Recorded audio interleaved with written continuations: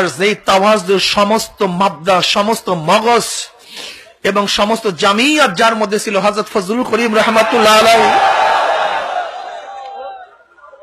আমার গবেষণা এই জমানার মধ্যে ইসলামের দ্বীনের এত বড় মজবুত থাকার মতো লোক আমার নজরে খুবই কম পড়ে। যত বড় জার্কিং তার উপরে আসছে, বন্যা সৃষ্টি হয়েছে, হকের উপর থেকে একটা চুল পরিমাণ আব্বাজানকে নাড়াতে পারে নাই, একটা চুলও নাড়াতে পারে নাই।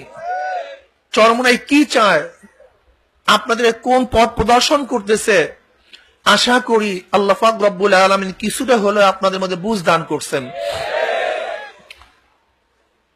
ইসলামের বহু সাইড আছে, বহু দিক আছে।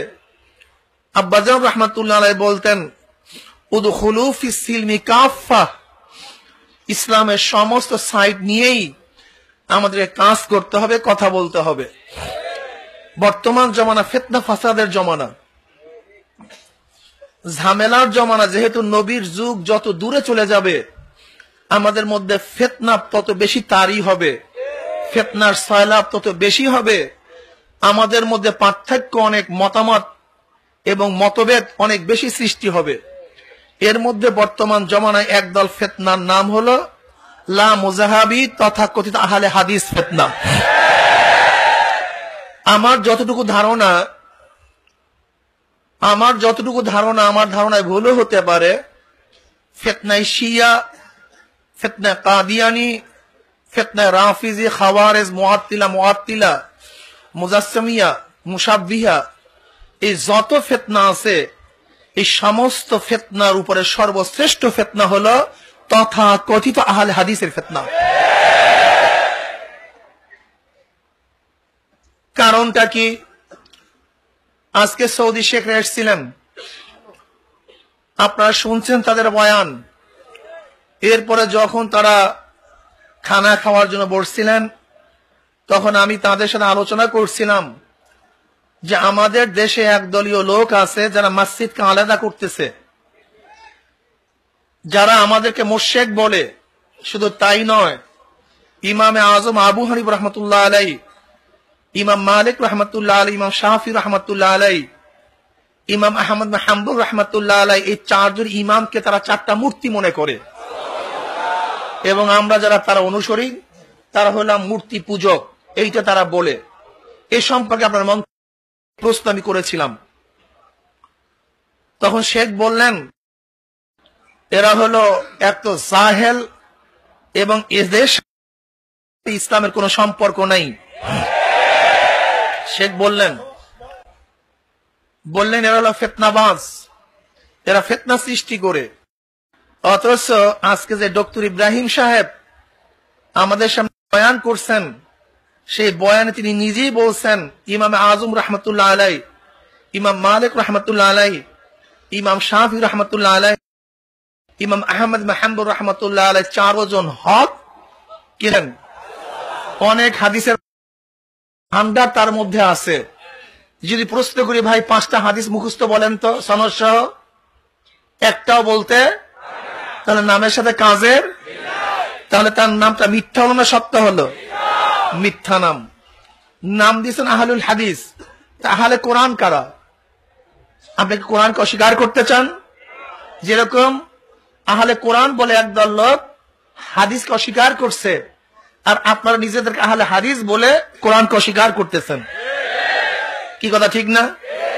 এরপরে আসুন, তারা আমাদের সামনে কিছু ইখতিলাফি মাসাইল নিয়ে আসে, যেই মাসাইলগুলি তাদের আকর্ষণ, কিন্তু উদ্দেশ্য এইটা না। তাদের মূল উদ্দেশ্য হলো তাকলিদ করা যাবে না, ইমাম মানা যাবে না, মাযহাব মানা যাবে না। কি কথা ঠিক না? এবং তারা মনে করে তাকলিদ করা সম্পূর্ণ কি শিরক, এটা জায়েজ নেই। যদি প্রশ্ন করি তাকলিদ শব্দের অর্থ কি, তখন হয়তো বা কেউ বলবে, অথবা কেউ ব্যাংক করে বলবে, তাকলিদ শব্দের অর্থ হলো জন্তুর গলায় জুতা পরানো, মালা পরানো। আমি ওই সমস্ত গাধা থেকে বলবো, তাকলিদ শব্দের অর্থ কি শুধু যন্ত্রের গলায় জুতা বা মালা পরানোর উদ্দেশ্য, এর অন্য কোনো অর্থ আছে? দেখেন, তাকলিদ শব্দটা কেলাদুন শব্দ থেকে, অর্থাৎ এই যদি জন্তুর গলায় পলানো হয় তাকে পাট্টা বলা হয়। যদি এই তেলাদা মানুষের গলায় পরানো হয় তখন তাকে মালা বলা হয়, হার বলা হয়। কি কথা ঠিক না? যেরকম বুখারীর মধ্যে রওয়ায়াত আসছে, ইস্তারাত বিন আসমা তেলাদা, আয়েশা সিদ্দিকা রাদিয়াল্লাহু তাআলা ফরমান যে তিনি হযরত আসমা রাদিয়াল্লাহু তাআলার থেকে একটা হার ধার নিলেন। কি ধার নিলেন? এখানে কি শব্দ আসছে? তেলাদা শব্দ আসছে। তো যদি কেলাদা শব্দের অর্থ শুধু পাট্টাই হয়, গরু বা জন্তুর বা উটের মালাই হয়, তাহলে নাউযু বিল্লাহি মিন যালিক, হযরত আয়েশা সিদ্দিকা রাদিয়াল্লাহু তাআলা আনহা, তাহলে কি ভাষায় তাকলিদ বলা হয় কোন এক ব্যক্তির ইলম ও তাকওয়ার উপরে আস্থা রেখে দলিল চাওয়া ব্যতীত তার কথাকে মেনে নেওয়ার নাম হলো তাকলিদ। কোন ব্যক্তির ইলম ও তাকওয়ার উপরে আস্থা রেখে দলিল চাওয়া ব্যতীত তার কথা মানার নাম হলো কি? তাকলিদ। যে ব্যক্তি এই কাজটা করবে তাকে বলে মুকাল্লিদ, আর যাকে করা হবে তাকে মুকাল্লাদ। কি কথা ঠিক না? আসলে তাকলিদ শব্দ নিজের গলায় হার পরা না, বরং নিজের আস্থার হার আর একজনকে পরিয়ে দেয়া। মুকাল্লিদ মানে কি? তাকলিদ করানেওয়ালা, যে হার পরায়। কি কথা ঠিক না? তাহলে আমরা হলো মুকাল্লিদ, আমরা আমাদের আস্থার হার, আনুগত্যতার হার আমাদের ইমামদের গলায় আমরা পরিয়ে দেই। কি কথা ঠিক না? এর নাম হলো মুকাল্লিদ। আমরা অনেক সময় মনে করি নিজের গলায় রশি লাগানো, এটা সম্পূর্ণ তর্জমা ভুল। যদি অর্থ তাই হয়, তাই মুকাল্লিদ শব্দের অর্থে কি বলবেন আর মুকাল্লাস শব্দের অর্থে কি বলবেন? কি কথাটা বুঝাতে পারি নাই? তাহলে মুকাল্লিদ শব্দের অর্থ হলো নিজের আস্থার হার আর একজনের গলায় পরিয়ে দেওয়া, মানে তার ইত্তেবা করা, অনুসরণ করা। কোন ব্যক্তির? যে ব্যক্তির মধ্যে হাওয়াই নফস, নিজের নফসানিয়তের কারণে। এর জন্য দুইটা শব্দ লাগাইছি। কি শব্দ? একটা হলো ইলম এবং দ্বিতীয় হলো তাকওয়া, খোদার ভয়। আমি এই কথা বলতেছি আল্লাহকে রাজি খুশি করার জন্য, আমি এই কাজ করতেছি মাওলার রেজাইর জন্য, মাওলার রেজামন্দ অর্জন করার জন্য, কাউকে ঠগাবার জন্য না, কোন মিশন, খ্রিস্টানদের মিশনকে বাস্তবায়ন করার জন্য না, আমি অর্থ কামাই করার জন্য এই কাজ করতেছি না, একমাত্র মাওলাকে রাজি খুশি করার জন্য কাজ করতেছি। এই ভীতি ভয় যার মধ্যে না থাকবে তাকে শয়তান বিপদগামী করে ফেলবে। এই দুইটা জিনিস লাগবে, তার মধ্যে ইলমও লাগবে। কি লাগবে? ইলম আছে, তাকওয়া নাই, এরকম ব্যক্তির ইত্তেবা আমরা করি না। তাকওয়া আছে, ইলম নাই, এরকম ব্যক্তির ইলম আমরাও তাকলিদ করি না, ইত্তেবা অনুসরণ করি না। কি কথা ঠিক না? এখন বলতে পারেন যে হুজুর, কাউর ইত্তেবা অনুসরণ করার কোন দলিল আছে কি নাই? আমরা বলবো আছে, কোরআনের মধ্যেই আছে। আমি যে আয়াত শরীফ তেলাওয়াত করছি খুব খেয়াল দিয়ে শুনবেন। আল্লাহ পাক কি বলেন? ইয়া আইয়ুহাল্লাযীনা আমানু আতিউল্লাহ ওয়া আতিউর রাসূলা ওয়া উলিল আমরি মিনকুম। হে ঈমানদারগণ, তোমরা ইতাআত করো, অনুসরণ করো কার? আল্লাহর। তোমরা অনুসরণ করো কার? আল্লাহর নবী। তোমরা অনুসরণ করো কার? উলিল আম। উলিল আম, এই তিন ব্যক্তিদের অনুসরণ করো। আতিউল্লাহ ওয়া আতিউর রাসূলা ওয়া উলিল আমরি মিনকুম। তিন ব্যক্তিদের, তিন জিনিসের অনুসরণ করার জন্য আল্লাহ পাক কালামে পাকের মধ্যে কাদেরকে ঘোষণা করছেন? মুমিনদেরকে। কাদেরকে? মুমিনদেরকে। ওয়া উলিল আমরি মিনকুম, কুমের মার্জা গেছে কোথায়? মুমিনদের দিকে। কি কথা ঠিক না? তোমাদের মধ্যে যারা ঈমানওয়ালা তাদের ইত্তেবা অনুসরণ করবে। যে ব্যক্তি ঈমানওয়ালা না, তার অনুসরণ মুমিন করতে পারে না। মিনকুম, তোমাদের মধ্য থেকে। ইয়া আইয়ুহাল্লাযীনা আমানু, যেহেতু প্রথম সম্বোধন হচ্ছে কাদেরকে? ইয়া আইয়ুহাল্লাযীনা আমানু, হে ঈমানদারেরা। আতিউল্লাহ, আদেশ কাদেরকে?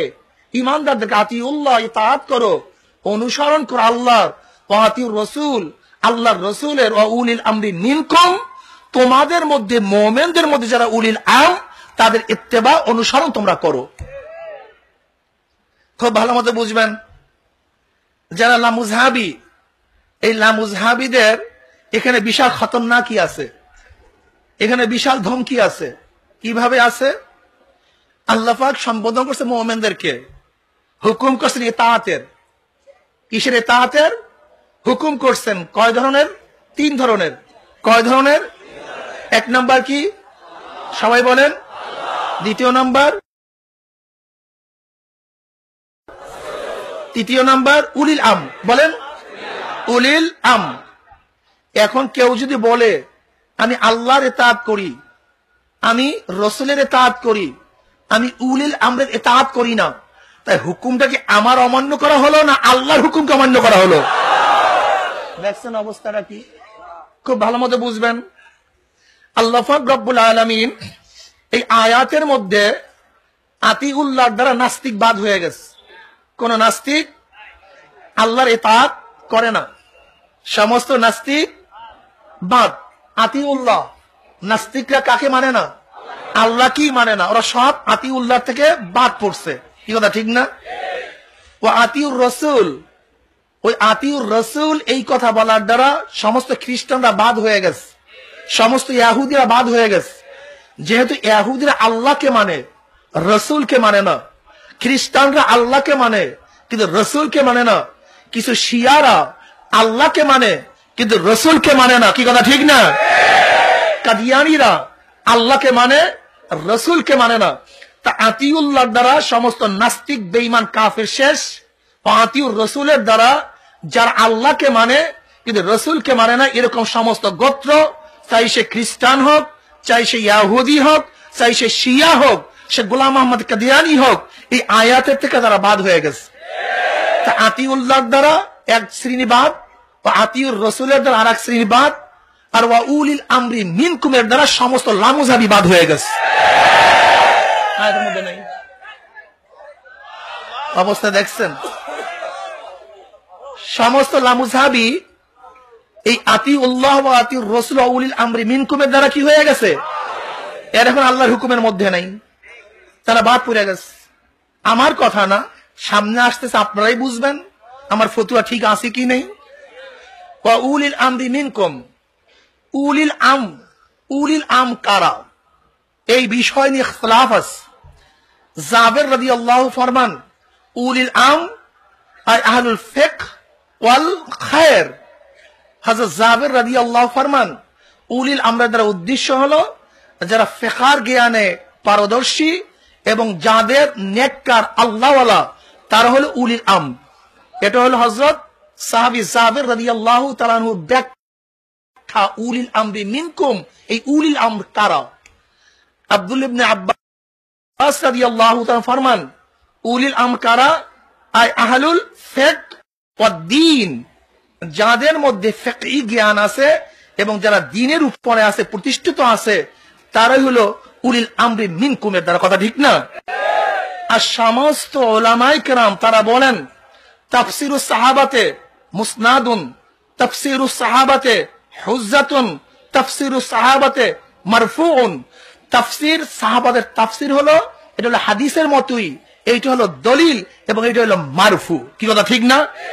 যেহেতু তাফসীর করছে সাহাবায়ে কেরাম রিদওয়ানুল্লাহি তাআলা আজমাইন উলিল আমরের দ্বারা, ফকিহগণ এবং দ্বীনদার নেককারগণ, যদি তাদের ইত্তেবা তোমরা নাই করো, তাহলে মনে রাখতে হবে তোমরা এই আয়াতের থেকে বের হয়ে গেছো, খারেজ হয়ে গেছো। এরপরে মুজাহিদ, হাসান, কাতাদা, এরা সবাই আতা, এই যত বড় বড় তাবিঈন আছেন, তারাও উলিল আমরের দ্বারা উদ্দেশ্য নিয়েছেন আহলুল ফিকহ ওয়াল ইলম,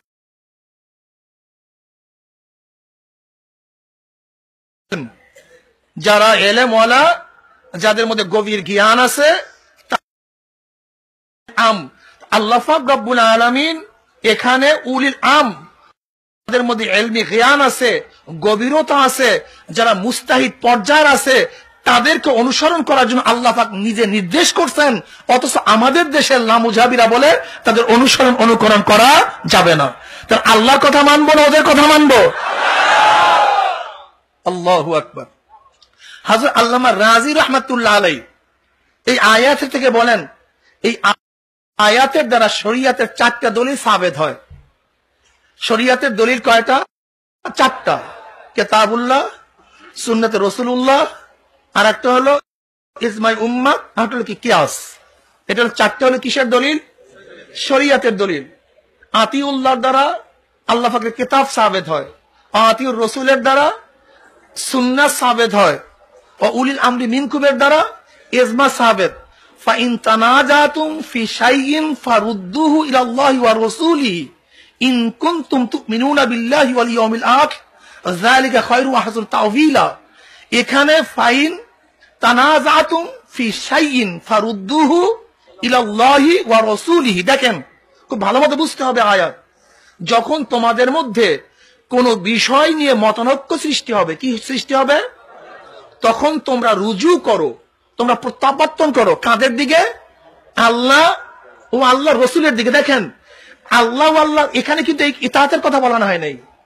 ফাইন তানাজাতুম ফি শাইইন ফারুদ্দুহু ইলাল্লাহি ওয়া রাসূলিহি, যদি তোমাদের মধ্যে তানাজু হয়, কোন জিনিস নিয়ে মতানৈক্য সৃষ্টি হয়, তাহলে তোমরা রুজু করো, প্রত্যাবর্তন করে কার দিকে? কিতাবুল্লাহর দিকে, সুন্নাতে রাসূলের দিকে। কি কথা ঠিক না? তাহলে প্রত্যাবর্তন করবে কে? প্রত্যাবর্তন করবে কে? প্রত্যাবর্তন করবে উলুল আম, যারা মুকি আছেন, যারা মুস্তাহিদ আছেন, মুস্তানবিদ আছেন, তারা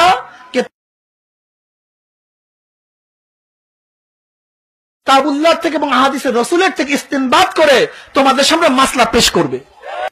এটা সঠিক কোনটা সঠিক না, স্পষ্ট আয়াতের মধ্যে দেখেন কি সুন্দর ক্লিয়ার। ফাইন তানাজাতুম ফি শাইইন ফারুদ্দুহু ইলাল্লাহি ওয়া রাসূলিহি ওয়া উলিল আমরি মিনকুম বলেন নাই। প্রথম বলছেন আতিউল্লাহ ওয়া আতিউর রাসূল ওয়া উলিল আমরি মিনকুম, কিন্তু ফাইন তানাজাতুম ফি শাইইন ফারুদ্দুহু ইলাল্লাহি ওয়া রাসূলিহি ওয়া উলিল আমরি মিনকুম বলেন নাই। যেহেতু উলিল আম তারাই ইস্তেমবাদ করবে, ইস্তেহাদ করবে, এখানেও যদি উলিল আমরের কাছে রুজু করা হয় তাহলে তারা ইস্তেমবাদ করবে কি থেকে? তাদের কাছে নতুন ওহী আসবে না, ওহীর দরজা তো বন্ধ, ওহী তো শেষ।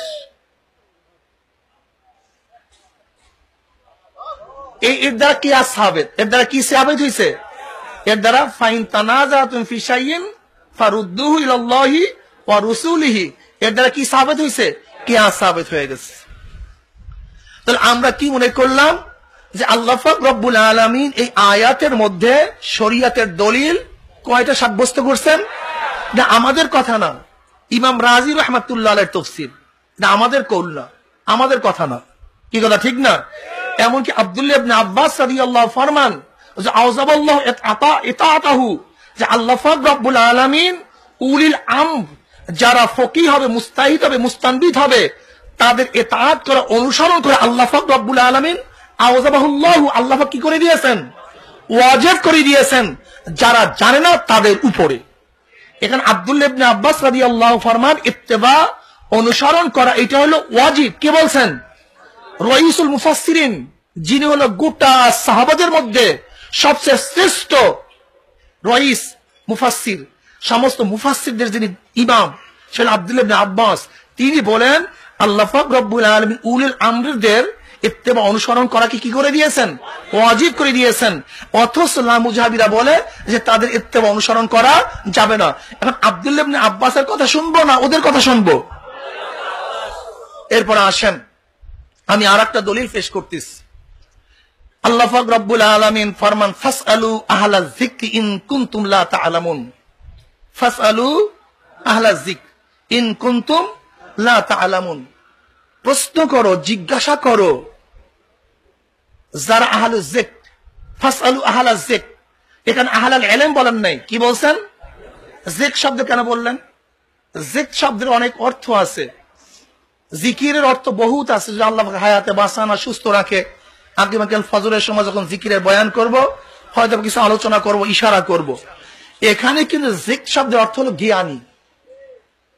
একজন আহলে এলেম আছে, সে জ্ঞান নাও থাকতে পারে, কিন্তু জিক শব্দের অর্থ হলো মহাজ্ঞানী, যাদের মধ্যে জ্ঞানের ভরপুরতা আছে, তাদের কাছে প্রশ্ন করার জন্য আল্লাহ পাক রব্বুল আলামিন আদেশ করছেন। এই আয়াত আল্লাহ পাক রব্বুল আলামিন আগে অনেক কথা বলার বলেন, ফাসআলু আহলা যিকরি ইন কুনতুম লা তা'লামুন। কাদের কাছে প্রশ্ন করতে বলছেন? আহলে যিকর। যিকর কারা? যাদের মধ্যে কি আছে? দ্বীনের গভীর জ্ঞান আছে, তাদের কাছে কি করতে বলছেন? প্রশ্ন করতে বলছেন। খুব খেয়াল দিয়ে শুনেন, আল্লাহ পাক গভীর জ্ঞানীদের কাছে প্রশ্ন করতে বলছেন। কি না জানলে? ওই বিষয় না জানলে। আমি যার কাছে প্রশ্ন করলাম তাকে বলা হয় মাসউল, যে প্রশ্ন করছে তাকে বলে সায়েল, যে কিছু জিনিস প্রশ্ন করছে তাকে বলে সুয়াল। কি কথা ঠিক না? তাই প্রশ্ন করার জন্য আল্লাহ পাক বলছেন, যারা জানে না তাদেরকে বলছেন, যারা জানে তাদের কাছে কি করার জন্য? কি করার জন্য? আচ্ছা, আমি একটা প্রশ্ন করলাম, আমি জাহেল, আমি জানি না, যে জানে তার কাছে প্রশ্ন করলাম। আচ্ছা, যদি তার কথা আমি নাই মানি, তার কথা আমি যদি নাই মানি, তার প্রশ্ন করার দরকারটা কি ছিল? যদি দলিল আমার জানাই থাকতো, তাই প্রশ্নটা করলাম কেন? কথা কিন্তু দুইটা। কথা কয়টা? দুইটা। যদি ব্যাপারটা আমার জানাই থাকতো, তাহলে প্রশ্ন করলাম কেন? আর যদি প্রশ্ন করার পরে তার উত্তর আমি মেনেই না নেই, তাহলে প্রশ্নই করার অর্থ কি হইল? তাহলে কি হলো? যে ব্যক্তি জানে না, যে জানে তার কাছে প্রশ্ন করবে, এবং যে ব্যক্তি জানে সে যে জবাব দিবে, যে ব্যক্তি জানে না সেটা মেনে নিবে। এখন যদি বলেন দলিল দেন, যে আপনি যে জবাব দিচ্ছেন সেটার কি দেন? দলিল দেন। আচ্ছা বলেন তো, আপনার কাছে আমি দলিল দিয়েই থাকি, তা আপনি দলিলের কি বুঝবেন? বর্তমান জমানায় একটা রেওয়াজ হয়ে গেছে। কি রেওয়াজ? হুজুর এই ফতুয়ার অর্থ দিবেন কোরআন ও হাদিসের দলিলের ভিত্তিতে। আচ্ছা বুঝলাম, তোমাকে কোরআন ও হাদিসের দলিল লিখে দিলাম ফতুয়ার পিছনে, তো তুই কোরআন ও হাদিসের সেই দলিল খোঁজ করা এবং এই দলিল সঠিক কি সঠিক না এটা বোঝার জ্ঞান তো তোমার মধ্যে নেই। তা তোমাকে দলিল দিয়ে ফায়দাটা কি হলো? তুমি তো মূর্খ মানুষ। কি কথা ঠিক না? তাহলে দেখা গেল আল্লাহ পাক রব্বুল আলামিন বলছেন, যারা জানে তাদের কাছে, যারা জানে না তারা প্রশ্ন করবে, এবং যে ব্যক্তি জানে সে যে জবাব দিবে সেটা বিনা দলিলে তার কথাকে মেনে নিবে। এইটার নামই হলো ইত্তেবা, এর নামই হলো তাকলিদ, এর নামই হলো অনুসরণ। কি কথা ঠিক না? তৃতীয় নাম্বার দলিল আল্লাহ পাক কালামে পাকের মধ্যে ফরমান,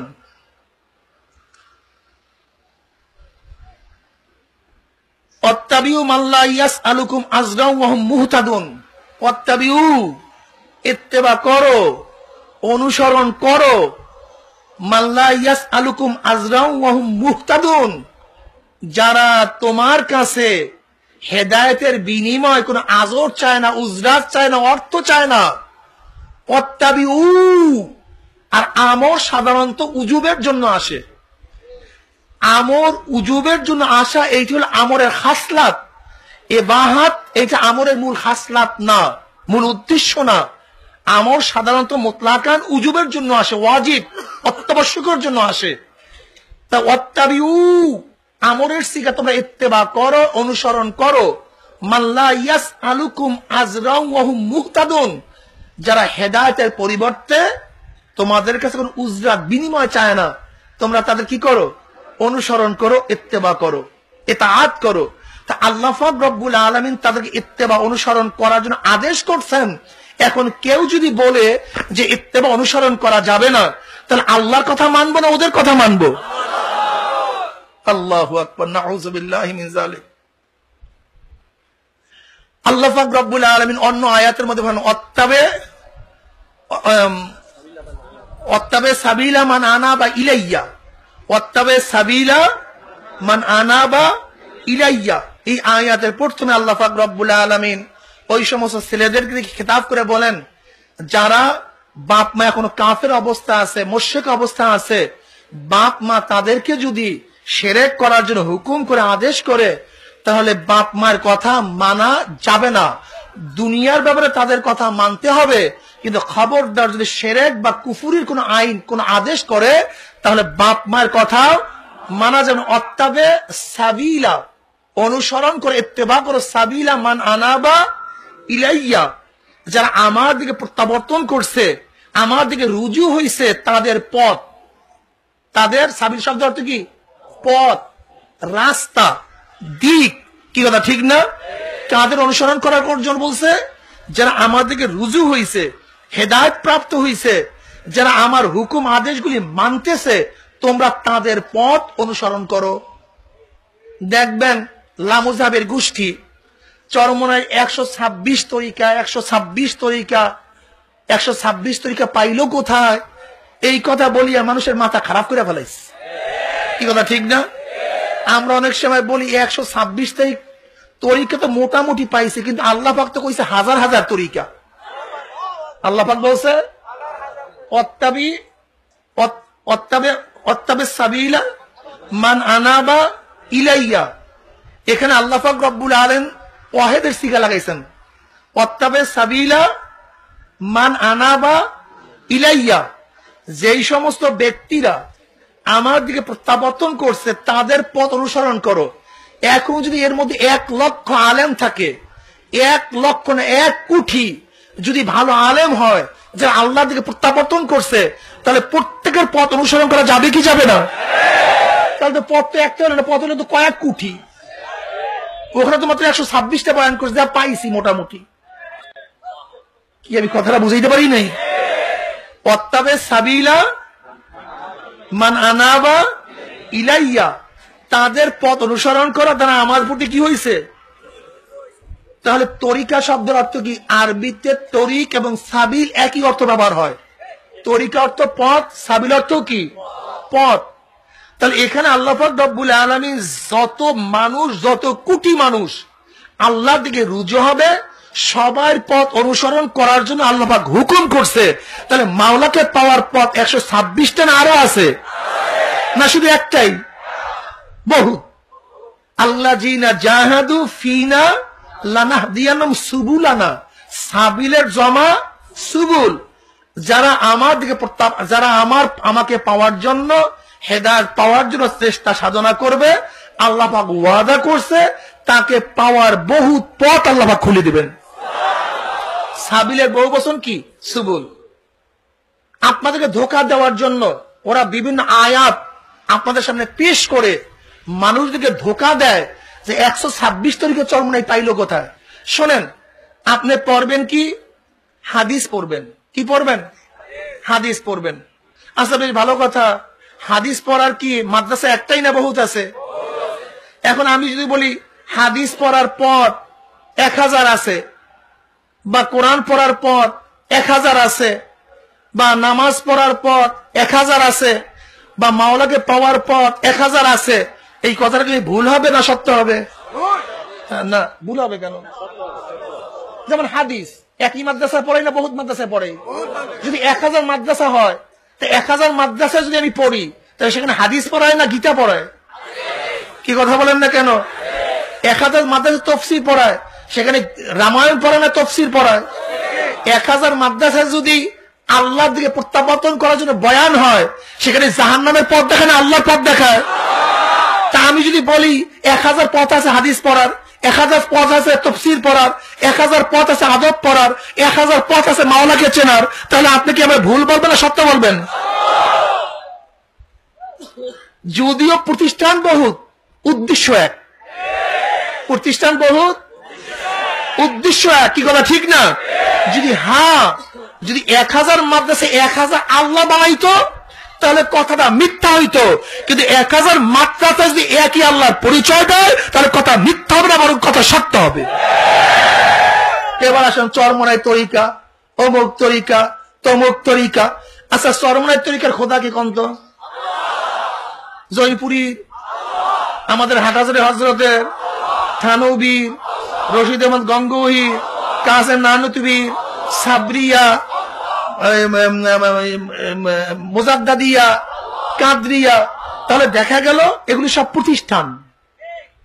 এরা ভিন্ন কোনো খোদা বানায় নাই, ভিন্ন কোনো রসুল বানায় নাই, ভিন্ন কোনো কোরআন আবিষ্কার করে নাই, ভিন্ন কোনো হাদিস লিখে নাই, বরং এই এই প্রতিষ্ঠানগুলিতে, এই মাদ্রাসাগুলিতে একই আল্লাহর পরিচয়, একই নবীর পরিচয় দেওয়ার জন্য বেকুল হয়ে গেছে, পাগল করা হয়ে গেছে। উদ্দেশ্য এক।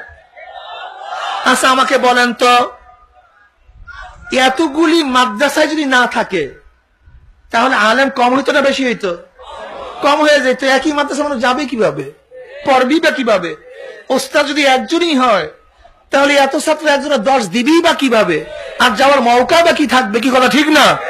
তাহলে যখন যেখানেই মাদ্রাসা হোক না, চাই সেটা মদিনায় হোক, চাই সেটা ভারতে হোক, চাই সেটা আফ্রিকায় হোক, পুরা সবাই রাস্তা উদ্দেশ্য এক। কাজে দুনিয়ায় মাওলাকে চেনার জন্য রাস্তা বহুত হতে পারে, কিন্তু মাওলাকে পাওয়ার রাস্তা শুধু একটাই, সেটা হলো কোরআন ও হাদিস। এগুলো সব ওয়াসাইল, এগুলো সব প্রতিষ্ঠান। এগুলো ভিন্ন কোন খোদা সৃষ্টি করে নাই, ভিন্ন কোন আকীদা সৃষ্টি করে নাই, বরং একই আকীদা বিভিন্ন মাদ্রাসায় পড়ানো হয়ে থাকে। ক্লিয়ার? তার তরিকা শব্দের অর্থ হলো রাস্তা। আর আল্লাহ পাক রব্বুল আলামিন বলছেন, যারা আমার দিকে রুজু হয়েছে তাদের রাস্তা তোমরা ধরে বসো। এখন ওরা বলে পীর মুরিদি জায়েজ নেই। আল্লাহ পাক রব্বুল আলামিন খায়ের, আলেম, ফিকহ, দিনদার, আহলুদ্দিন, আহলুল ইলম, আহলুত তাকওয়া, এদের অনুসরণ করার জন্য আল্লাহ পাক রব্বুল আলামিন কালামে পাকের মধ্যে বলছেন। আর ওরা বলতেছে কোন পীর মানা যাবে না। এর কারণটা কি জানেন নাকি? ওরা হলো গন্ড মূর্খ, চরম গন্ড মূর্খ, ধোকাবাজ। যদি প্রশ্ন করেন ভাই পীর শব্দের অর্থ কি, পীর শব্দের অর্থ হলো মুরব্বী, শায়েখ। আমরা 1000 বার এই সৌদি থেকে বলে শেখ শেখ, শায়েখ শায়েখ, তখন তোমার শিরক হলো না। কিন্তু ওইটাকে যদি ফার্সিতে বলি তাহলে শিরক হবে কেন? কারণটা কি? এই পাগলের অবস্থা হলো এমন মূর্খ বলে আমি মাউন খাই, আমি পানি খাই না। ওই মূর্খর বোঝা উচিত পানি অর্থই যে মাউন, মাউন অর্থই যে পানি, এতটুকু এলেম ওর মধ্যে নাই। ঠিক পীর অর্থই যে শায়েখ, আর শায়েখ অর্থ যে মুর্শিদ, এতটুকু জ্ঞান না থাকার কারণেই এই গাধা মূর্খ বলে যে পীর মানা যাবে না, অথচ শেখ শেখ শেখ শেখ শেখ অমুক শেখ করতে করতে তাদের জিব্রার স্যাপ সব গুলো হয়ে যায়। আসলে সব ধোকাবাজ। কি কথা ঠিক না? এখানে ছোট্ট একটা কথা বলতে হবে। শেখ শব্দের অর্থ মুরব্বী। শেখ শব্দের অর্থ কি? যেহেতু সব শেখই পথ প্রদর্শন করে না। কি কথা ঠিক না? যেমন আপনি দেখবেন যে সবাই কিন্তু উকিল, সবাই উকিলের দিকে সবাই সমান, কিন্তু একজন হল ক্রিমিনাল উকিল, আছেন এরকম, একজন হল সিভিল উকিল, আবার সবাই কিন্তু ডাক্তার, কিন্তু কেউ দাঁতের, কেউ কানের, কেউ হাড়ের, কেউ অমুকের। কথা ঠিক না? যখনই আমি বললাম ইনি কি FRCS, ইনি কি MBBS, ইনি কি হার্ট বিশেষজ্ঞ, ইনি কি স্কিন বিশেষজ্ঞ, তখনই আপনি বুঝলেন তার মধ্যে ডাক্তারি জ্ঞান তো আছে, কিন্তু ভিন্ন একটা জ্ঞানও তার মধ্যে কি আছে। আমি বললাম একটা ইঞ্জিনিয়ার, হ্যাঁ এই ব্যক্তি ইঞ্জিনিয়ার তো ঠিকই আছে, কিন্তু ইলেকট্রিক ইঞ্জিনিয়ার যখন বললাম তখন মনে করতো তার মধ্যে ভিন্ন একটা জ্ঞানও কি আছে। বললাম ব্যক্তি আদিব, কি বুঝলেন? সে তো আলেম ঠিকই, কিন্তু ভিন্ন একটা জ্ঞানে বিশেষজ্ঞ তার মধ্যে তা আছে। বললাম ব্যক্তি কি ফকি, মুফতি, কি বুঝলেন? সে কি আলেম না? আলেম তো অবশ্যই, তার মধ্যে এলেম তো আছে, কিন্তু তার মধ্যে স্পেশাল আর একটা জ্ঞান আছে। সেই জ্ঞানটা কি? ফতুয়া দেওয়ার জ্ঞান। বললাম ব্যক্তি মুহাদ্দিস, হ্যাঁ সে ব্যক্তির মধ্যে এলেম তো আছে, ফতুয়া দেওয়ার যোগ্যতা তার মধ্যে আছে, কিন্তু স্পেশাল আর একটা জিনিস আছে, হাদিস পড়াবার মতো জ্ঞান তার মধ্যে আছে। ঠিক তদ্রুপ বললাম ব্যক্তি শায়েখ, ব্যক্তি মুর্শিদ, কি বুঝলাম? সে তো এলেম ওয়ালা, আহলুল ইলম, তার মধ্যে তো এলেম আছে, কিন্তু আর একটা এলেম তার মধ্যে আছে, তার মধ্যে ইলমে মারিফত, ইলমে বাতিন, শিক্ষা দেওয়ার জ্ঞান তার মধ্যে আছে। এখানে আর একটা কথা মনে রাখতে হবে, মানুষকে ভুল বুঝাবার কোনো সুযোগ নেই, সুযোগ নাই। এক একটা জিনিস মিন করার দ্বারা তার মধ্যে বিশেষ একটা যোগ্যতা আছে, এইটা বোঝা যায়। ঠিক না? সবই তো ইনসান, সবই তো মুমিন, সবাই তো মুত্তাকিন, কিন্তু আমি যখনই বলি হ্যাঁ ব্যক্তি চরমনায়ের মুরিদ, যখনই আমরা বলবো চরমনায়ের মুরিদ, তখনই আমরা বুঝতে পারবো শরীয়তের যতগুলি দিক আছে সমস্ত দিক এই ব্যক্তি পালন করে, বিদায় এই ব্যক্তিকে চরমনায়ের মুরিদ বলা হয়েছে। এলেম তো সবার মধ্যে আছে, আমল তো সবাই করতে আছে, সবাই তো দিনের ফিকির করতে আছে, কিন্তু এই ব্যক্তি চরমনায়ের মাসলাক, চরমনায়ের তরিকা, চরমনায়ের তরিকা বলতে আমরা বুঝলাম যে আমাদের শায়খ মুর্শিদ নব্বরাল্লাহু মারকাদাহু দ্বীনের যতগুলি সাইট আছে সমস্ত সাইটের জ্ঞান এই ব্যক্তি মোটামুটি ধারণা রাখে এবং সব সাইটগুলি পালন করার এই ব্যক্তি চেষ্টা করে বিদায় এই ব্যক্তিকে বলা হয় চরমনায়ের তরিকায় আছে। যেরকম বললাম কি এই ব্যক্তি ইফতা পড়ে, মানে তার মধ্যে ভিন্ন একটা জ্ঞান অর্জন করার চেষ্টা ব্যক্তি করতেছে, ব্যক্তি আদব পড়ে, ভিন্ন একটা স্পেশাল জ্ঞান অর্জন করার ব্যক্তি চেষ্টা করতেছে। ঠিক যেই ব্যক্তিকে বলা হবে যে চরমনের তরিকা আছে, মনে করতে হবে সে দাওয়াত নিয়ে ব্যস্ত, তালিম নিয়ে ব্যস্ত, তাসকিন নিয়ে ব্যস্ত, জিহাদ নিয়ে ব্যস্ত অবস্থা আছে, অবস্থা হবে। এক কথায় বোঝা যায় মুর্শিদ, যেহেতু বললাম পীর, তখনই আমরা বলবো পীর শব্দের অর্থ মুর্শিদ। পীর শব্দের অর্থ কি? মুর্শিদ। আর মুর্শিদ পাইলাম কোথায়? আল্লাহ পাক কালামে পাকের মধ্যে ফরমান, মাইয়াহদিল্লাহু ফাহুয়াল মুহতাদ ওয়া মাই ইউদ্লিল ফালান তাজিদ লাহু ওয়ালিয়্যাম মুরশিদা। জোরে বলেন সুবহানাল্লাহ। মজার কথা, খুব দারুণ একটা কথা আসছে, মাইয়াহদিল্লাহু ফাহুয়াল মুহতাদ ওয়া মাই ইউদ্লিল ফালান তাজিদ লাহু ওয়ালিয়্যাম মুরশিদা। জোরে বলেন সুবহানাল্লাহ। আল্লাহ পাক যাকে হেদায়েত দিবেন সে হেদায়েত প্রাপ্ত নবী হে। আল্লাহ পাক যাকে হেদায়েত দিবেন না আপনি তার জন্য কোন অভিভাবক মুর্শিদও পাবেন না। মুর্শিদ শব্দের অর্থ কি? পথ প্রদর্শক। বলেন কি? মাইয়াহদিল্লাহু ফাহুয়াল মুহতাদ ওয়া মাই ইউদ্লিল ফালান তাজিদ লাহু ওয়ালিয়্যাম মুরশিদা। আল্লাহ পাক যাকে গোমরা করবে, যাকে পথ ভ্রষ্ট করবে, আল্লাহ পাক তাকে মুর্শিদের সন্ধানও দিবেন না। এই আয়াতের ব্যাখ্যা আমি এইভাবে করি, যাকে খানা দেয়া হবে সে প্লেট পাবে, যাকে প্লেট দেয়া হবে না, কথা বলেন,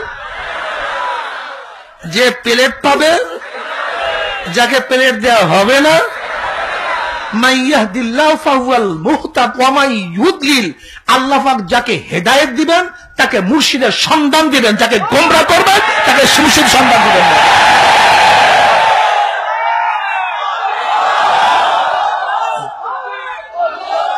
যেরকম যেরকম খানার সম্পর্ক প্লেটের সাথে, খানার সম্পর্ক প্লেট আছে, প্লেট নাই, মুর্শিদ আছে, হেদায়েত আছে, মুর্শিদ নাই, হেদায়েত নাই। কত বড় তো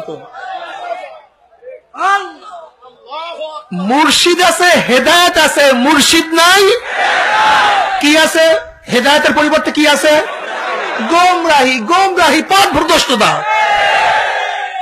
ওমাই ইউদ্লিল, আর আল্লাহ যাকে গোমরা করবে, পথ ভ্রষ্ট করবে, আমার মাওলার পরিচয় যার থেকে গোপন রাখবে, জান্নাতের পরিচয় যাকে দেয়া হবে না, আল্লাহ পাক রব্বুল আলামিন তার জন্য কোন পথ প্রদর্শককেও নির্ধারণ করবেন না। এর জন্য তো আপনারা চরমনায় আসছেন, আমরা পথ দেখাবো, আপনারা সেই পথে চলবেন, চলতে থাকবেন, কি কথা ঠিক না? কিন্তু খবরদার, লা তাআতা লিমাখলুকিন ফি মাসিয়াতিল খালিক। আগেই বলছি কোরআন আয়াত, যতক্ষণ পর্যন্ত বাপ মা দুনিয়ার কোন আদেশ দেয় মানতে পারো, কিন্তু শরিয়াত বিরোধী কোন আদেশ দিলে মানা যাবে না। ওয়াত্তাবে সাবিলা মান আনাবা ইলাইয়া, তখন মানতে হবে একজন আল্লাহ ওয়ালার কথা, সে বাপ হোক, মা হোক, পীর হোক, উস্তাদ হোক, নেতা হোক, যেই হোক, যদি আল্লাহ আল্লাহ রাসূলের বিরুদ্ধে কোন আদেশ করে তার কথা মানা যাবে না, প্রত্যাখ্যান রাজি হয়ে যাবে। আমরা তো স্পষ্ট কথা, ধোকা দেওয়ার কিছু নাই। আমরা মুর্শিদের কথা ততক্ষণ মানব যতক্ষণ তিনি আমাদেরকে সহিহ কোরআন ও হাদিস এবং সুন্নাহ আল্লাহ আল্লাহর রাসূলের কথা বলবেন, ততক্ষণ পর্যন্ত আমরা মুর্শিদের কথা মানব। যখন তিনি আল্লাহ আল্লাহর রাসূলের বাহিরে কথার আদেশ দিবেন এবং গুনাহের কথার উপর আদেশ করবেন, জাহান্নামের দিকে ডাকবেন, তখন মুর্শিদ তো দূরের কথা, আমার বাবার কথা মানব না, মায়ের কথা মানব না, কারোর কথা মানব না।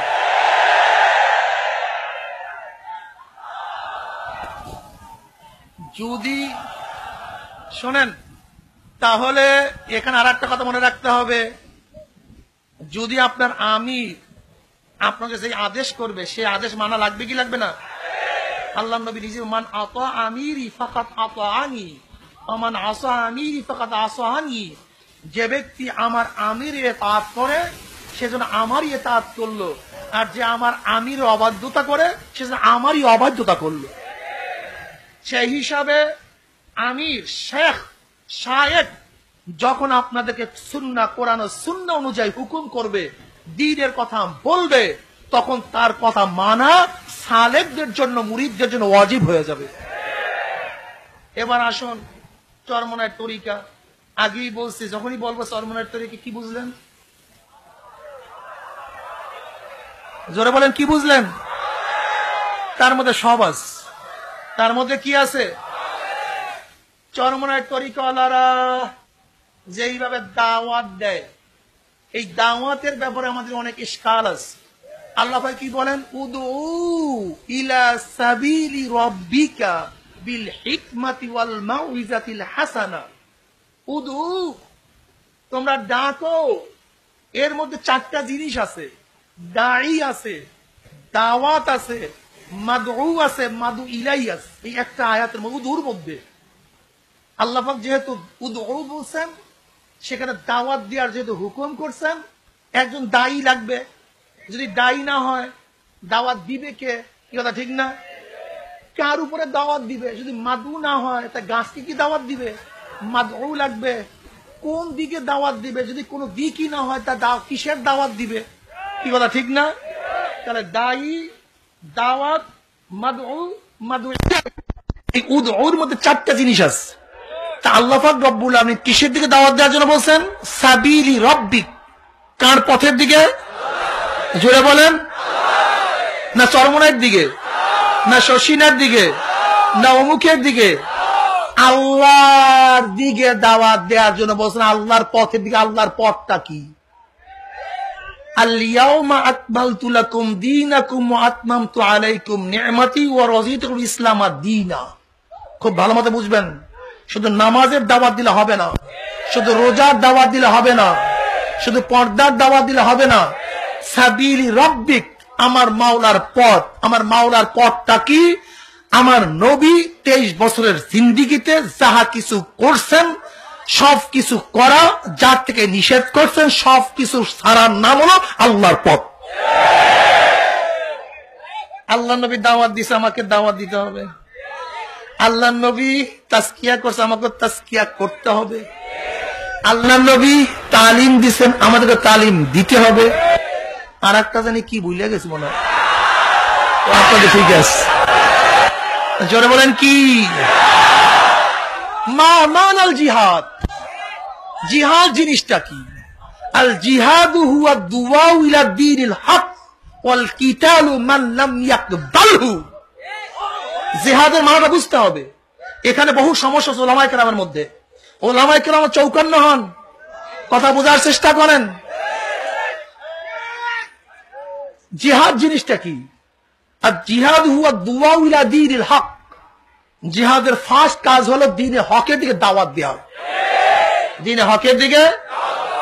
ওমান লাম ইয়াকবাল ওয়াল কিতালু মান লাম ইয়াকবালহু, যারা এই দাওয়াত মানবি না তাদের বিরুদ্ধে লড়াই করতে হবে। তাহলে প্রথম কি? দাওয়াত। প্রথম কি? জিহাদের এক অর্থ হলো দাওয়াত।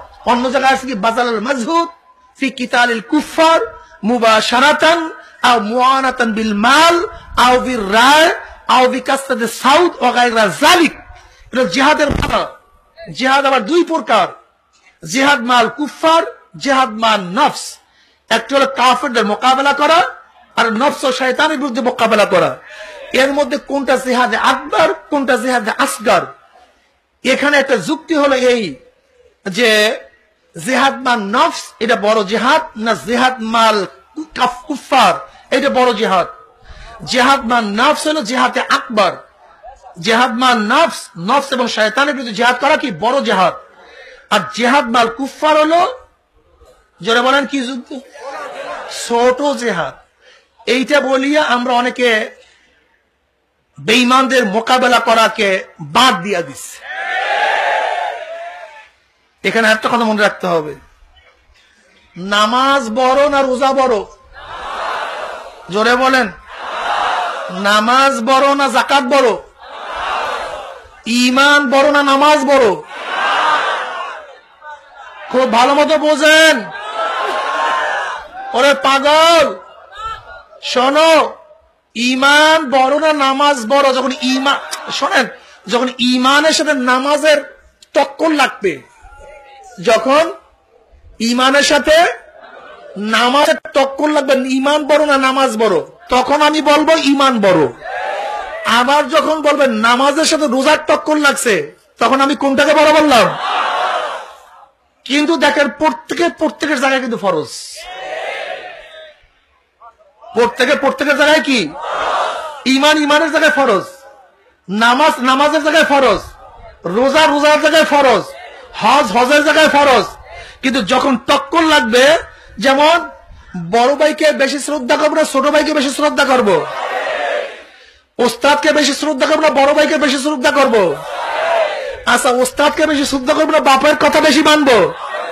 দেখেন, যখন মুয়াজানা হবে বড় ভাই ছোট ভাই, তখন একজনকে আমি তরজিহ দেবো আর একজনকে মারজু কারার দেবো। যখন বাপের সাথে আর একজনের চাচার সাথে টক্কর লাগবে, তখন আমি চাচাকে মারজু কারার দেবো, বাপকে রাজে করব, বাপকে প্রাধান্য দেবো। কিন্তু চাচার স্থানে আমার শ্রদ্ধার পাত্র, বড় ভাইয়ের স্থানে আমার শ্রদ্ধার পাত্র, বাপ আমার বাবার জায়গায় শ্রদ্ধার পাত্র। ঈমান ঈমানের জায়গায় ফরজ, রোজা রোজার জায়গায় ফরজ, নামাজ নামাজের জায়গায় ফরজ, এরকম জিহাদ জিহাদের জায়গায় ফরজ।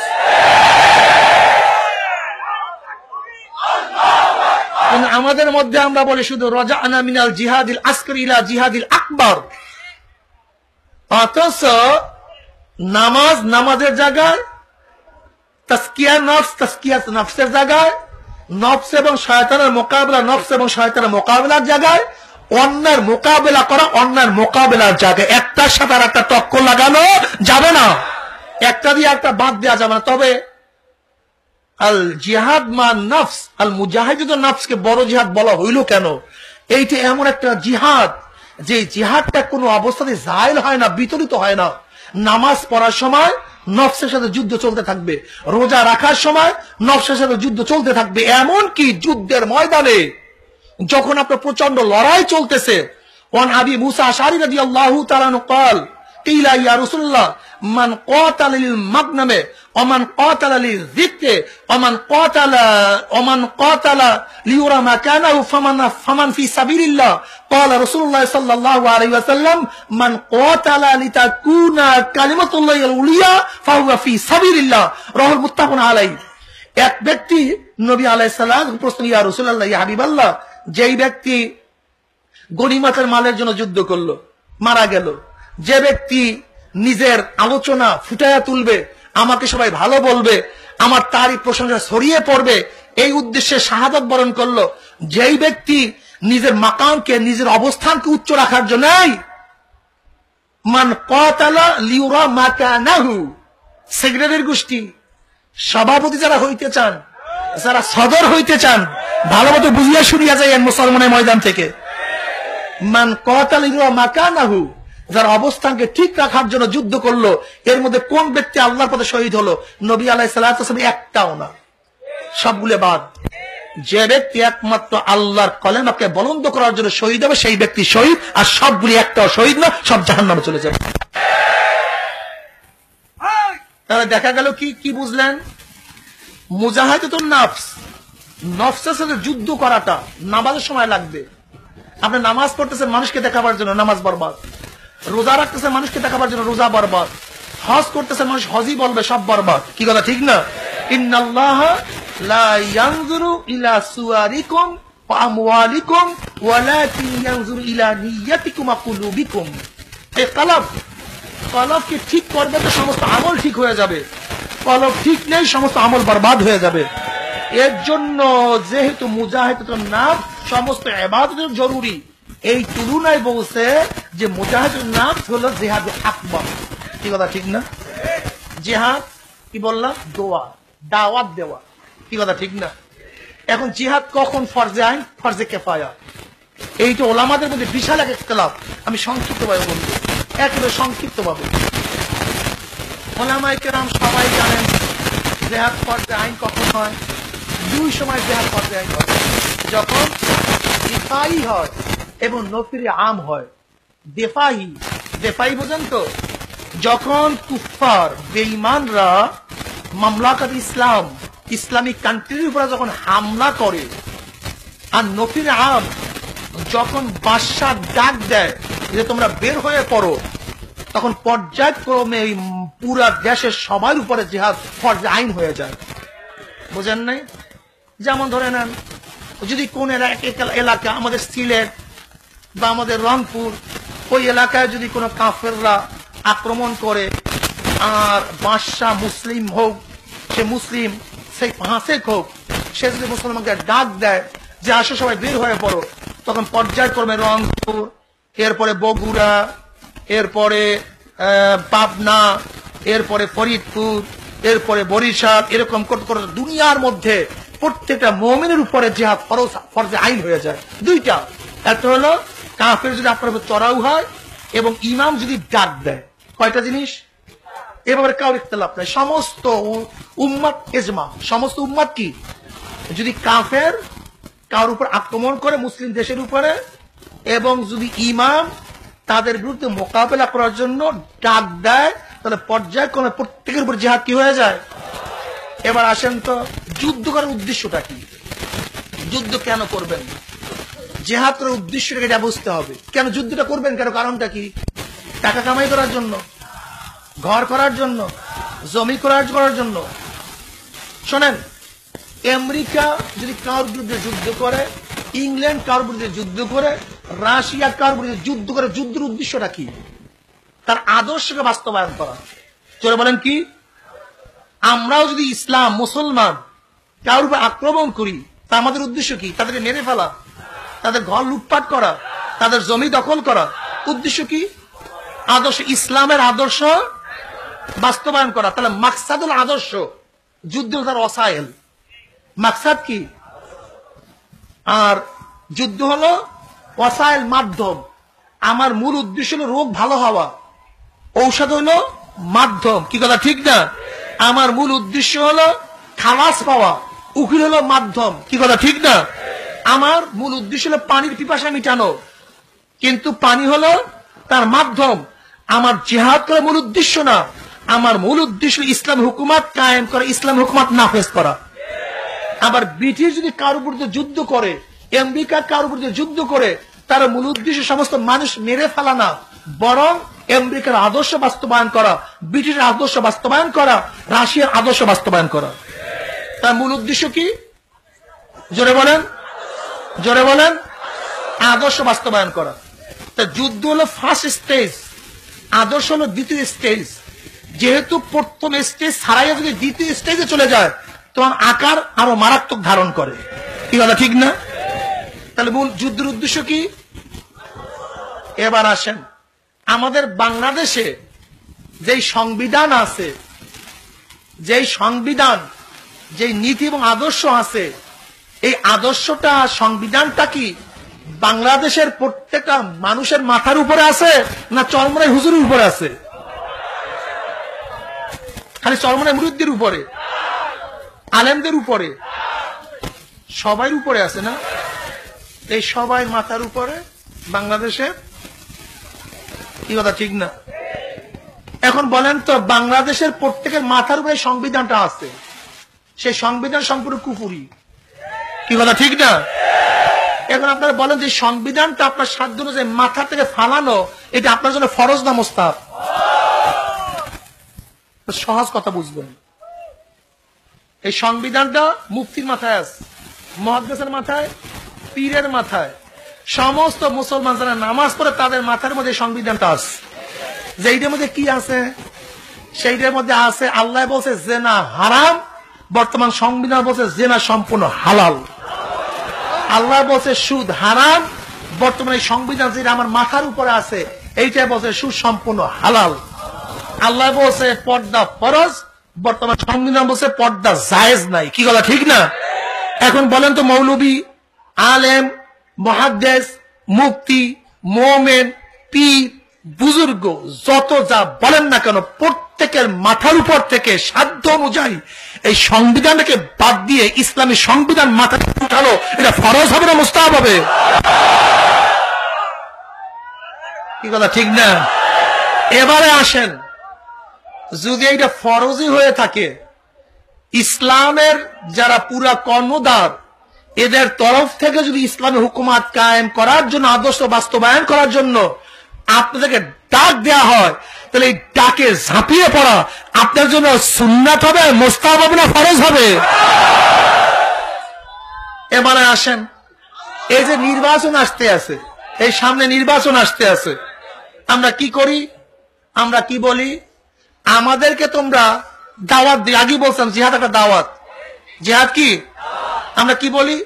আমাদেরকে তোমরা নির্বাচিত করো, আমরা ইসলাম হুকুমাত কায়েম করব। বিএনপি বলে আমাদেরকে নির্বাচিত করো, আমরা গণতন্ত্র মানি, ডেমোক্রেসি, মানুষের সংবিধান বাস্তবায়ন করব। আওয়ামী লীগ বলে আমাদেরকে নির্বাচিত করো, আমরা সেকুলারিজম, ধর্ম নিরপেক্ষতাবাদ কায়েম করব। এরকম সবাই দাওয়াত দেয় যে আমাকে দাওয়াত দাও, আমি এইটা করব, তোমাকে ভোট দাও, তুমি এইটা করবা, তোমাকে ভোট দাও, তুমি এইটা করবা। এরকম দাওয়াত দিলেন। এখন আপনারাই বলেন, যদি আল্লাহ না করুক, যারা সেকুলারের দিকে, ধর্ম নিরপেক্ষতার দিকে, যারা গণতন্ত্রের দিকে, যারা সমাজতন্ত্রের দিকে আপনাদেরকে দাওয়াত দিল, তাদেরকে যদি আপনারা ভোট দেন, তাহলে আপনাদের ইমানের অবস্থা কি হবে? ফতোয়া আপনারাই দেন, আমি ফতোয়া দেব না, ফতোয়া দেওয়া আমার দরকার নেই। খুব কঠিন ভাই, রাগ করার কিছু নেই, বোঝার জিনিস আছে। এখানে বহু ধরনের লোক আসছেন, এখানে বহু ডিজাইনের লোক আপনারা আছেন। অনেকে মনে করে হুজুর এইটা আবার ইসলাম হইলো কিভাবে, ওইটা ইসলাম হয় কিভাবে। এখানে আমি জানি আওয়ামী লীগের হাজার হাজার লোক আছেন, বিএনপির হাজার হাজার লোক আছেন, এমনকি কমিউনিজমের অনেক লোক আলহামদুলিল্লাহ চরমনাই ময়দানে আসে। কিন্তু আমরা আগেই বলছি, চরমনাই এমন একটা দরবার, যে দরবারের মধ্যে ইসলামের যতগুলি সাইট আছে, সমস্ত সাইট সম্পর্কে আপনাকে জানানো হবে। মানার দায়িত্ব আপনাদের, মানার দায়িত্ব কার? আপনাদের। এর জন্য বর্তমান জমানায় যেহেতু তলোয়ারের যুদ্ধ, মুখামুখি যুদ্ধ, এটা এখন অনেকটা অসম্ভব হয়ে পড়ছে। সশস্ত্র বিপ্লব অসম্ভব হয়ে পড়ছে। যেহেতু 1400 বছর আগের অবস্থা, 500 বছর আগের অবস্থা, 100 বছরের অবস্থা এক না। বরং বর্তমান জমানায় আমি এখানে কি বয়ান করতেছি, আমেরিকা শুনতে আছে। আমি কি বয়ান করতেছি, দেখেন সিআইডিরা ঢাকায় বসে সমস্ত রেকর্ডটা শুনতে আছে আমি কি বয়ান করতে আছি। কি কথা ঠিক না? এখানে কত মানুষ আছে, তাদের কাছে সবকিছু মেমোরি আছে।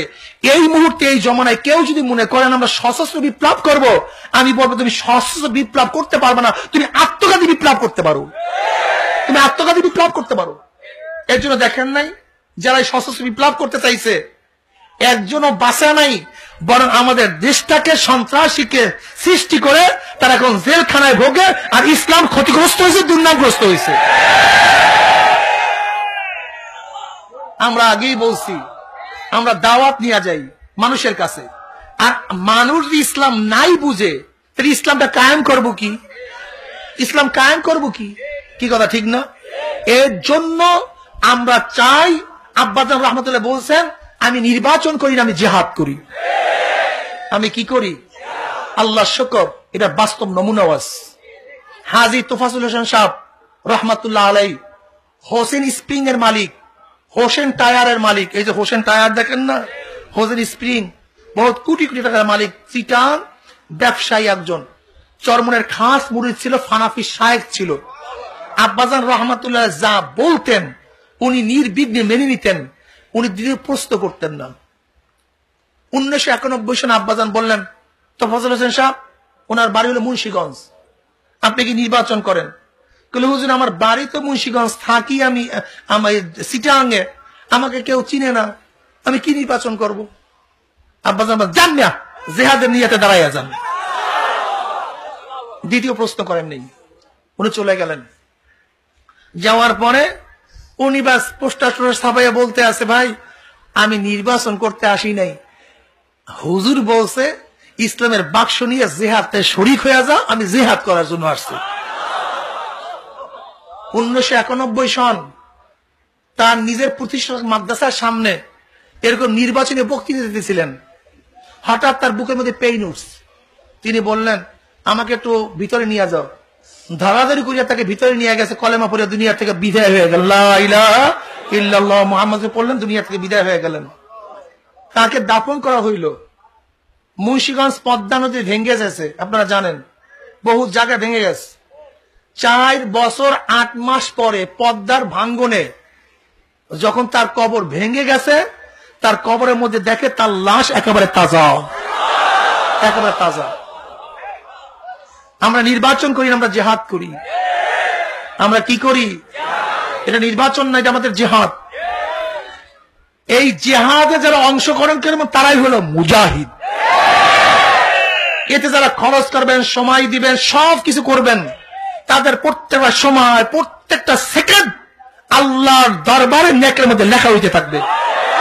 মাসালুল মুজাহিদি ফি সাবিলিল্লাহ কামাসালিস সাইমিল কাইমিল কানিত লা ইয়াফতুরু বিন সিয়ামিহি ওয়ালা সালাতিহি হাত্তা ইয়ারজিআল মুজাহিদ ফি সাবিলিল্লাহ। মুজাহিদ যতক্ষণ আল্লাহর রাস্তায় থাকবে ততক্ষণ পর্যন্ত তাদের আমলনামায় সওয়াব লেখা হইতে থাকবে। এই মুজাহিদ কোন মুজাহিদ? যারা আল্লাহর জমিনে আল্লাহর হুকুমত কায়েম করার জন্য সাধনা করবে, তারা হলো এই মুজাহিদের মধ্যে পড়বে। যারা অন্য কোনো কাজ করার জন্য নামবে, তারা এই হাদিসের মিস্তাকের মধ্যে পড়তে পারে না। এত সহজ মনে করিয়েন না, কি কথা ঠিক না? শুধু তাই নয়, এবার মেয়র নির্বাচনে, এইবার মেয়র নির্বাচন উজিরপুরে যখন আমাদের কর্মীরা ভোট চাওয়ার জন্য নামছে, এক হিন্দুর কাছে গেছে। হিন্দু আমাদের কর্মীদেরকে এত শ্রদ্ধা সম্মান করিয়া, ভাই কি খাবেন, কমি করবেন, আপনি এখানে খান, এইটা করেন, সেইটা করেন, আর বলতেছে আমি কিন্তু এবার হাত পাকায় ভোট দেব। এখন সবাই আশ্চর্য হয়ে গেছে, দাদু আপনি হাত পাকায় ভোট দেবেন কেন? কারণ আছে। বলে কি কারণ? বলে আপনাদের মরহুম হুজুর, আপনাদের পিসা হুজুরের বয়ান আমি শুনতাম, এরাই বয়ানে যাইতাম। হুজুর বলছে তোমরা যাদেরকে ভোট দিয়া নির্বাচিত করো, তারা যদি চুরির ভাগ তাদের আমল নামে লেখা হবে। খোদার কসম করে বলতেছে, মিথ্যাও কে বলতেছি না।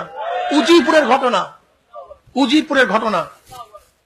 তখন সেই সাধু বলতেছে আমি সেই দিন থেকে নিয়ত করছি কোন চোর ডাকাত বাটপারকে আমি আর কোনোদিন ভোট দেব না, যতদিন হাত পাকা পাবো তার মানে ভোট দেব না।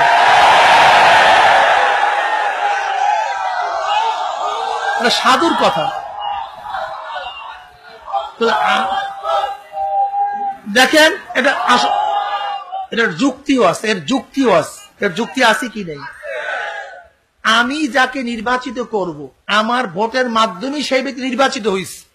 আমি ভোট না দিলে সেই ব্যক্তি নির্বাচিত হইতে পারত না। তা ওই ব্যক্তি যদি চোর হয়, তা চুরির ভাগ কে নেবে? ডাকাতির ভাগ কে নেবে?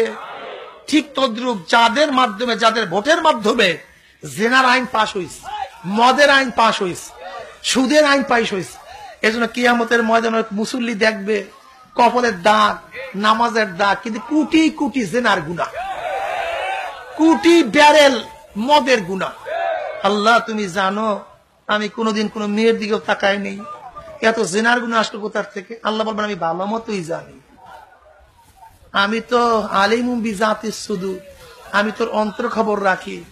তুই তাকাস তাই জানি, কিন্তু যাদেরকে ভোট জেনার আইন পাশ করা হয়েছে, কোরআনের বিরুদ্ধে স্লোগান দেওয়া হয়েছে, সমস্ত গুণা তোদের আমল নামে লিখে দিছি। এত সহজ মনে করিয়েন না। শোনেন, বসেন বসেন, কথা শোনেন, শোনেন, বাংলা কথা বুঝেন, মুখস্থ করেন। আমি ফয়জুল করি, আমার দস্তখত এখনের যে দাম, মেম্বার বানাইলে দাম বাড়বে না কমবে? যে চেয়ারম্যান বানায়, এমপি বানায়, মিনিস্টার বানায়, প্রধানমন্ত্রী বানায়। ও এখন মনে হয় প্রধানমন্ত্রী হওয়ার পর আমার দস্তখতের রূপ স্বর্ণ হয়ে গেছে নাকি? একই মতো আছে, আগের মতো। তা বাড়লো কিভাবে বলেন? কিসে বাড়ছে? আমার পদে। তাই পদে আনলো কারা? তাহলে আপনাদের কারণে পথ যায়, আপনাদের কারণে পথ আসে, কি কথা ঠিক না? তাহলে আপনাদের কারণে যত ভালো কাজ করব সমস্ত ভালো কাজের অংশীদার আপনারা, আপনাদের কারণে যত খারাপ কাজ করবে সমস্ত খারাপ কাজের অংশীদার আপনারা।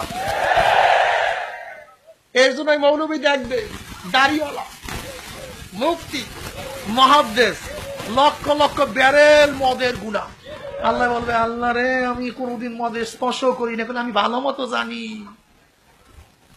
কিন্তু যেই মহিলাকে পিছনে গুড়িয়া গুড়িয়া মদের আইন পাশ করার জন্য লাফাইছো চিল্লাইছো, সমস্ত গুণা লিখে দিছি। এত সহজ মনে করিয়েন না, এর জন্য আমরা জিহাদ মনে করি, এই কথা ঠিক না? এই জিহাদে অংশীকরণ করা সবাই রাজি আছেন তো ইনশাআল্লাহ? আল্লাহ কবুল করেন। বসেন, শোনেন, বসেন, শোনেন চরমোনাইওয়ালারা কি চায় শোনেন। এখানে অনেক আছেন আওয়ামী লীগের ভাই, অনেক আছেন বিএনপির আমার ভাই, অনেক আছেন কমিউনিস্ট, অনেক আছেন নাস্তিক। আজকে চরমোনাই ময়দানে কয়েকদিন থাকার পর আমরা কি বলতে চাই, কি করতে চাই, আপনাকে কোন দিকে নিতে চাই বুঝিয়া শুনিয়া চরমোনাই থেকে বিদায় হইয়েন এবং ওই সমস্ত মানুষের জন্য দোয়া করেন যারা থাকতে পারে নাই, কষ্টে চলিয়া গেছে। আল্লাহ পাক যেন তাদেরকে পরিপূর্ণ হেদায়েত দান করিয়া দেয়। আমার মাওলা পাক ইচ্ছা করলে বয়ান ব্যতীত হেদায়েত দিয়ে দিতে পারে।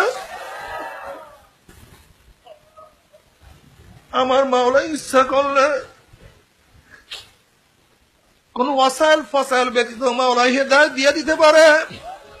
আমরা মাওলার কাছে বেশি বেশি দোয়া করি, মাওলা রে যেই সমস্ত আল্লাহর বান্দারা তোমাকে পাওয়ার জন্য চরমোনাইতে আসছিল কিন্তু কষ্টের কারণে জায়গা না পাওয়ার কারণে থাকতে পারে নাই, তুমি তাদেরকে হেদায়েত দিয়ে দিও।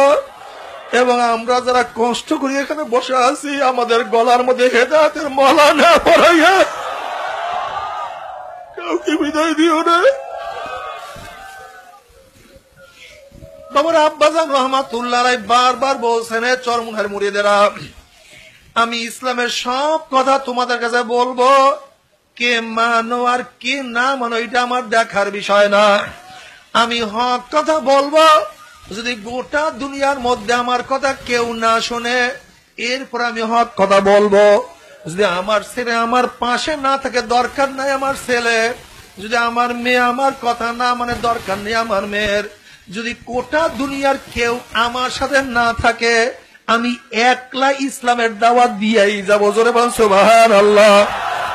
এ চরমোনাইয়ের পাগলেরা যারা আজকে বৃষ্টি কাদার মধ্যে সমস্ত কিছুকে উপেক্ষা করিয়া, শান্তিকে উপেক্ষা করিয়া, আজকে কাদাকে উপেক্ষা করিয়া, আজকে নিজের কষ্টকে সহ্য করিয়া যারা এখানে বসিয়ে আছো, কেন আছো রে বাবা? একমাত্র মাওলাকে পাওয়ার জন্য এখানে আমরা আসছি, মাওলার পরিচয় পাওয়ার জন্য এখানে আসছি, দ্বীনের পরিচয় পাওয়ার জন্য এখানে আমরা আসছি। যদি মাওলাকে নিয়ে মাওলার কবরেই যাইতে পারো দেখবা কবরটা জান্নাতের বাগিচা হয়ে গেছে। জোরে বলো সুবহানাল্লাহ। যদি মাওলাকে নিয়ে কিয়ামতের ময়দানে উঠতেই পারো দেখবা কিয়ামতের ময়দানে চেহারার মধ্যে নূর চমকাইতে থাকবে, ফি উজুহিহিম নূর, চেহারার মধ্যে নূর ঝলকাইতে থাকবে, আমল নামার ডাইন হাতে পড়িয়া যা, কত শান্তি। আল্লাহ তুমি কবুল করিয়া নাও। যখন আমল নামার ডাইন হাতে পড়িয়া যাবে তখন আত্মীয় স্বজনকে, বন্ধু বান্ধবকে, মোমেন মুত্তাকিনা দৌড়াইবার বলবা, দেখো আমার আমল নামা কতই না সুন্দর, কতই না সুন্দর। যখন আমল নামার বাম হাতে পড়িয়া যাবে বাম হাতটা সিনার মধ্যে থেকে ফাড়িয়া পিছন দিকে চলিয়া যাবে, বাম হাতের মধ্যে আমল নামা পড়িয়া যাবে, চেহারা মলিন হইয়া যাবে, চেহারা কালো হয়ে যাবে। আল্লাহ তুমি মাফ করিয়া দাও, আল্লাহ তুমি ক্ষমা করিয়া দাও। চেহারা দেখলি ইউরাফুল মুজরিমুনা বিসীমাহুম ফায়ুখাযু বিন্নাওয়াসি ওয়াল আকনাম। মুজরিম গুনাহগারদের চেহারা দেখলি বোঝা যাবে কে কোন ধরনের গুনাহ করিয়া কিয়ামতের ময়দানে উঠছে। বাবারে তোমার আমার কোন টেনশন নাই, কোন চিন্তা নাই, বরং এত গুনাহ করি এরপর কত উৎফুল্ল অবস্থায় আছি।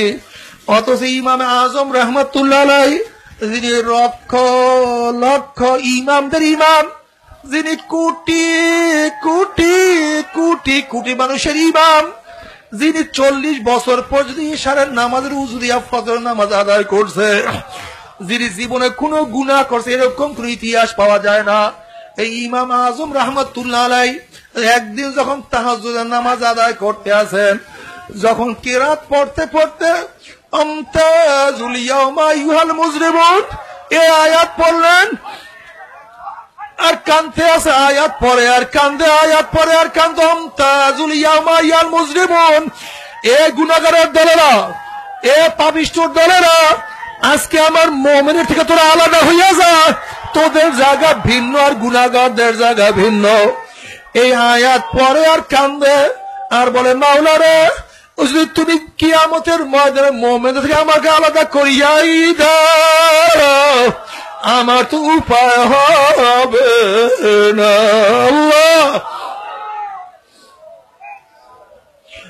আল্লাহর হাবিব আলাইহিস সালাতু ওয়াস সালাম একদিন তাহাজ্জুদ নামাজে কান্দেন আর আয়াত পড়েন, ইন তুআযিবহুম ফাইন্নাহুম ইবাদুকা ওয়া ইন তাগফির লাহুম ফাইন্নাকা আনতাল আজিজুল হাকীম। এই আয়াত পড়ে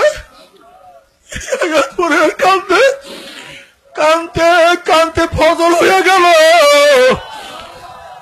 কিন্তু দ্বিতীয় আর কিছু পড়তে পারল না। তিনি আয়াত, ইন তুআযিবহুম, মাওলা হে, তুমি যদি তোমার বান্দাকে আযাব দাও তাহলে তাও তুমি দিতে পারো, যেহেতু এটা তোমার গোলাম, তোমার মাখলুক, তুমি ইচ্ছা করলে তাদেরকে আযাবও দিতে পারো। ইন তাগফির লাহুম ইন্নাকা আনতাল আজিজুল হাকীম, আর যদি তুমি তাদেরকে মাফ করিয়া দাও, আল্লাহ তুমি তো মহান, তুমি প্রজ্ঞাময়, তুমি ইচ্ছা করলে তোমার বান্দাকে মাফ করিয়াও দিতে পারো। আল্লাহ আমতাজুল ইয়াউমা আইয়ুহাল মুজরিমুন।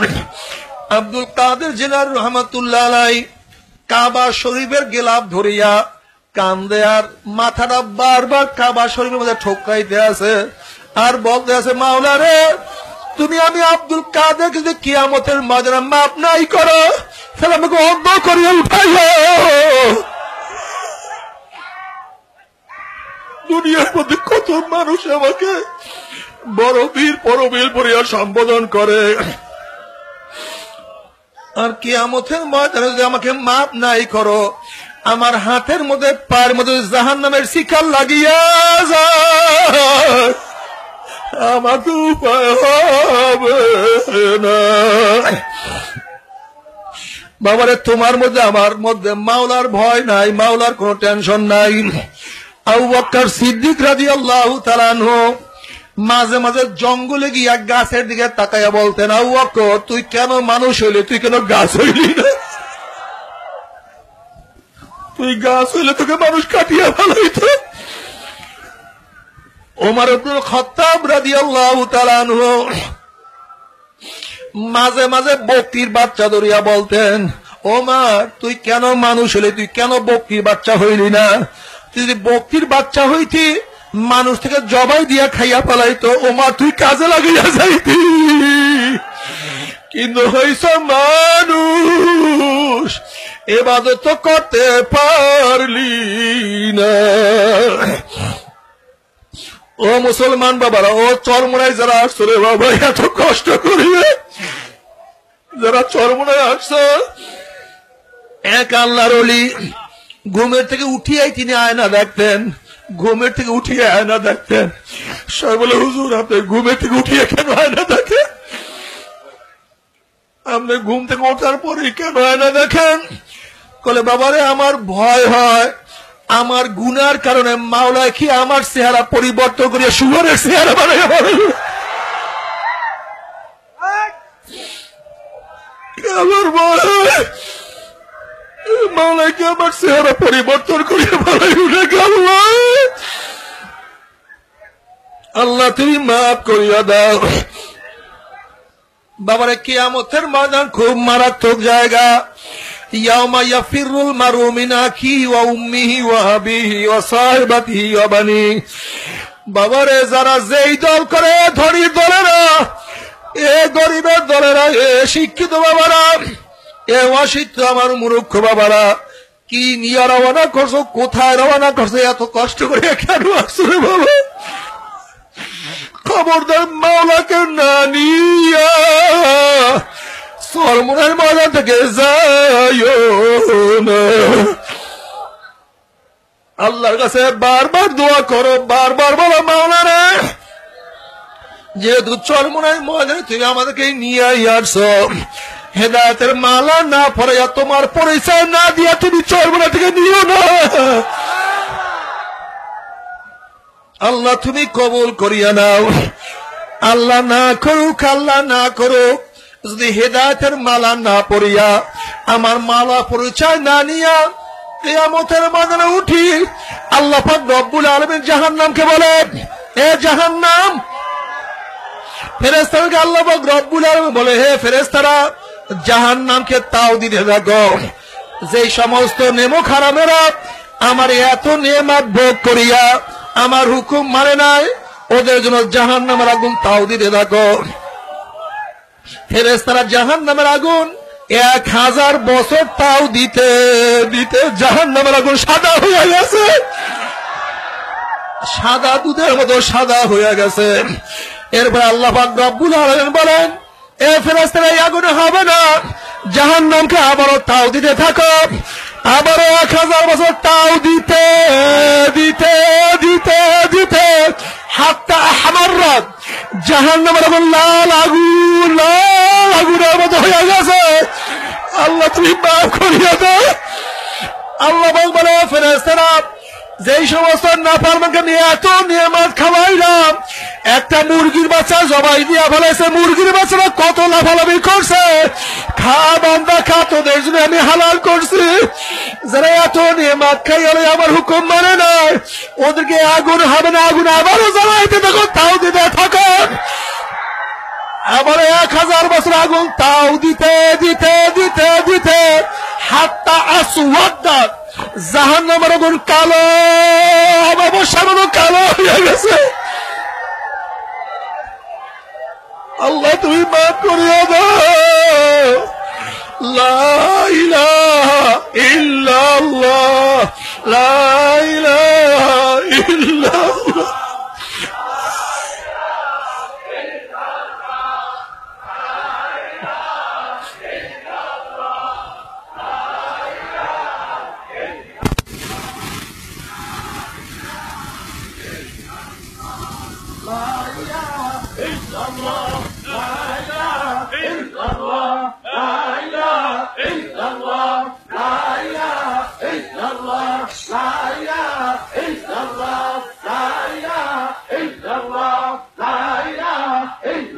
Allah